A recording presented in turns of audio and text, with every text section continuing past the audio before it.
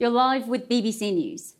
The US Treasury Secretary Janet Yellen has finished a 4-day visit to China aimed at strengthening economic ties. Ms. Yellen held 10 hours of talks with senior Chinese officials, saying the meetings had put relations between the two countries on a surer footing after a long period of tensions over trade and other issues. Here's Ms. Yellen speaking at a press conference just before leaving the country. The US and China have significant disagreements. Those disagreements need to be communicated clearly and directly. But President Biden and I do not see the relationship between the US and China through the frame of great power conflict. We believe that the world is big enough for both of our countries to thrive. Both nations have an obligation to responsibly manage this relationship, to find a way to live together and share in global prosperity. Secretary Yellen speaking there. Live now to Bert Hofman. He's the director of the East Asian Institute at the National University of Singapore, who joins us live. Thank you so much for joining us on Newsday. Firstly, what did you make of Secretary Yellen's language? She was a bit of a better cop compared to Anthony Blinken, wasn't she?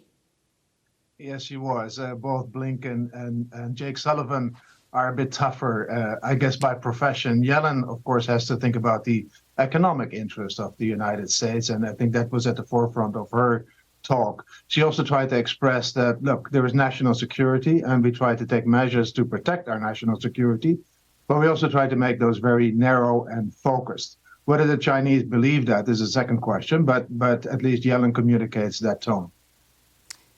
So next up is John Kerry, assuming that he'll be focusing on climate change topic. But of course, ahead of the presidential election in the US, Washington won't go easier on China. So where do you see the relationship going? Right. So, well, there's different parts of Washington. I think the administration is now communicating the line that we've heard from Yellen. So it's constructive, talk truth to power, i.e. explain where they disagree, but also trying to have at least a constructive dialogue. There's other parts, including Congress, that are more aggressive, that are more grandstanding to some extent. But of course, they also have legislative power. So some of the measures that go against China are currently in preparation in Congress. So that could still give some heated debate. In China, they're still a little bit skeptical about Yellen's tone, i.e. Yellen says, look, we're de-risking, we're not decoupling. But for China, they still feel, well, maybe it's a bit of the same thing. And measures such as the Trump tariffs, a lot of sanctions on companies and on persons, and the chip measures that were announced in October last year are still bottlenecks for the Chinese. You mentioned tariffs, which of course are still in place. And despite all that, trade between the two was growing until very recently. China exports to the US down about a quarter now between the months of February and May. So are they really now starting to hurt the Chinese?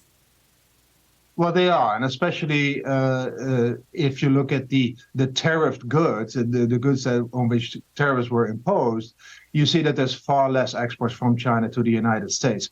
However, what you do see is that countries in Southeast Asia, where I am, the export to the United States in the same goods category is actually up.